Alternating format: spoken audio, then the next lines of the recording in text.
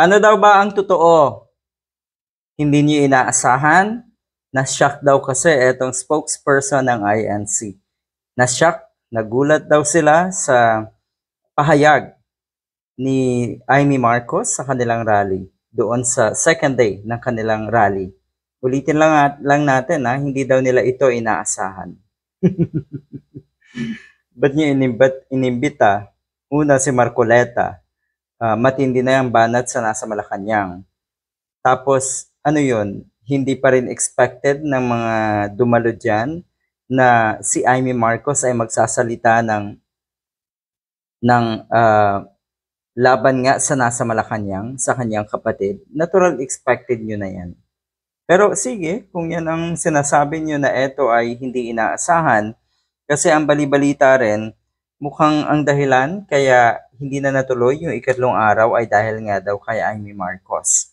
Dahil nga daw doon sa pinakamatinding banat, pinakamatinding pasabog ni Amy Marcos. Yun na daw sana, ito naman ay nababasa natin, yun na daw sana ang pinaka-peak nung kanilang rally.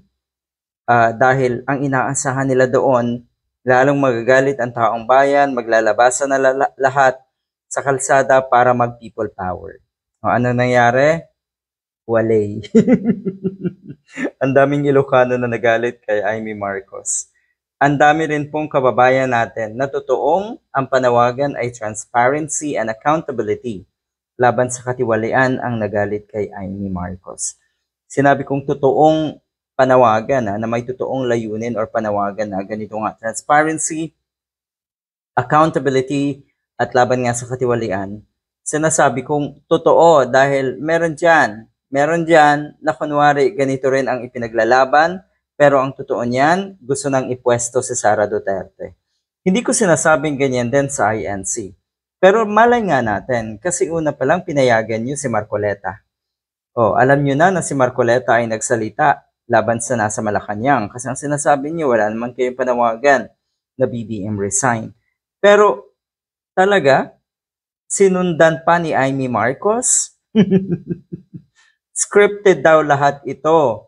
Sige nga, ito, samantala, sinabi na itong si Sabala nga, na pauwi na yung miyembro nga ng mga iglesia matapos nga na tapusin na lang sa ikalawang araw. Nabigla daw sila sa lahat sa ibinato nga natong si Amy Marcos sa harap ng malaking hanay nga ng mga INC members na dumalo dyan sa anti-corruption rally. Yun lang. Marami tayong nababasa rin, nagsasalita na mukhang hindi talaga naaayon sa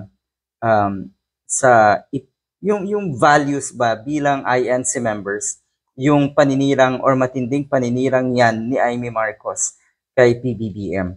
Nagmalademonyo siya. Bakit sinabi kong malademonyo? Kasi sa tingin ko katulad ng sinabi ni Sandro Marcos, hindi tunay na kapatid ang isang katulad na ito na matinding manira, below the belt yung paninira sa nasa Malacanang.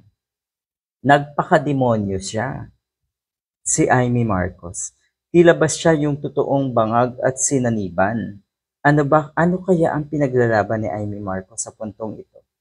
Kaya sa halip na siya ay makakuha ng simpatya, sa halip na siya ay hangaan, nagtaka ang mga kababayan natin.